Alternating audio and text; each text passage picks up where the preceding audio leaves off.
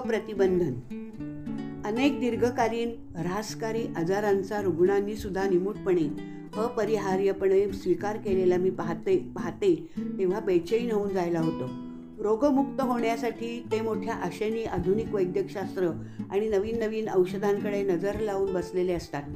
दुर्दैव म्हणजे स्वतः आजारी पडल्यानंतरच त्यांना कळतं की अशा आजारांच्या बाबतीत ही औषधं किती प्रभावीहीन आहेत ते.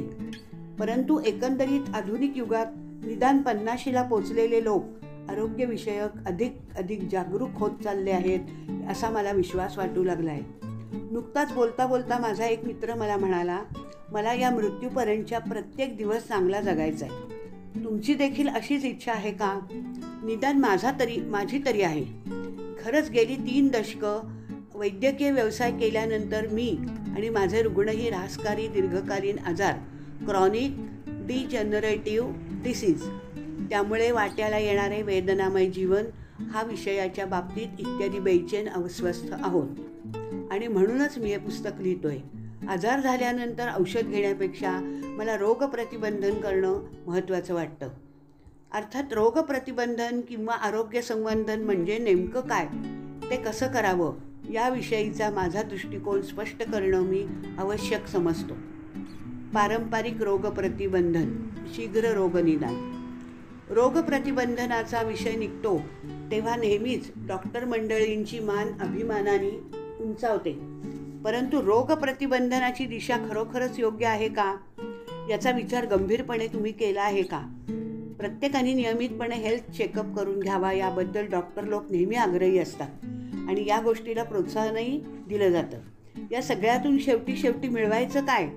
तर अगदी प्राथमिक अवस्थेत असताना रोगनिदान, अंतर्मुख होऊन विचार करून पहा याबद्दल. पॅप स्मिअर्स, मॅमोग्राम्स, रक्त तपासणी, शारीरिक तपासणी हे सर्व कशासाठी केलं जातं? तर एखादा आजार गुप्तपणे शरीरात अस्तित्वात आहे का ते शोधून काढण्यासाठी. यात रोगाचं प्रतिबंधन कुठे झालं? रोग होण्यापासून थांबवता आला का? अर्थात हे कुणी मान्य करील की रोगनिदान जितकं लवकर होईल तितकं त्यावर उपचार करणं निश्चितच सोपं. मला इथे या मुद्द्यावर जोर द्यावासा वाटतो की वैद्यकीय सेवा या आरोग्य संवर्धन आणि रोग होण्यापासूनच संरक्षण याबाबत कमीत कमी वेळ आणि प्रयत्न खर्ची घालतात. एकंदरीतच रोगांवर औषधोपचार करण्यातच डॉक्टर मंडळी मग्न असतात.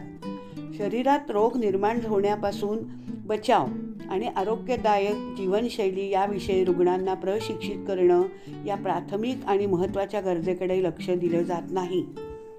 खरेखुरे रोग प्रतिबंधन. जेव्हा आपण रोग प्रतिबंधन म्हणतो तेव्हा माझ्या मते या उपायांमुळे खरोखरच एखाद्या रोगाचे प्रतिबंधन म्हणजे आजारांपासून बचाव झाला पाहिजे. याकरता विविध योजनेची गरज आहे.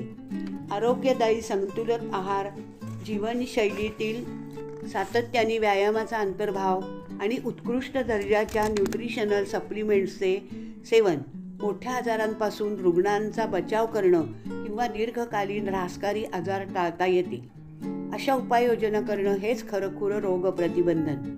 यासाठी जनजागरणाची गरज आहे का? तर हो. लोकांना निदान आरोग्याविषयी जागरूक करायला हवं हे खरं आहे. पण जेव्हा लोकांच्या लक्षात येतं की त्यांचा जीव धोक्यात आहे तेव्हा ते आपणहून अशा प्रकारचे बदल जीवनशैलीत करण्यास तयार होतात, नवे उत्सुक असतात. आणि मला असं वाटतं की या बाबतीत खरंखुरं रोग प्रतिबंधन साधल्यास मात्र वैद्यकशास्त्र कुठेतरी कमी पडते.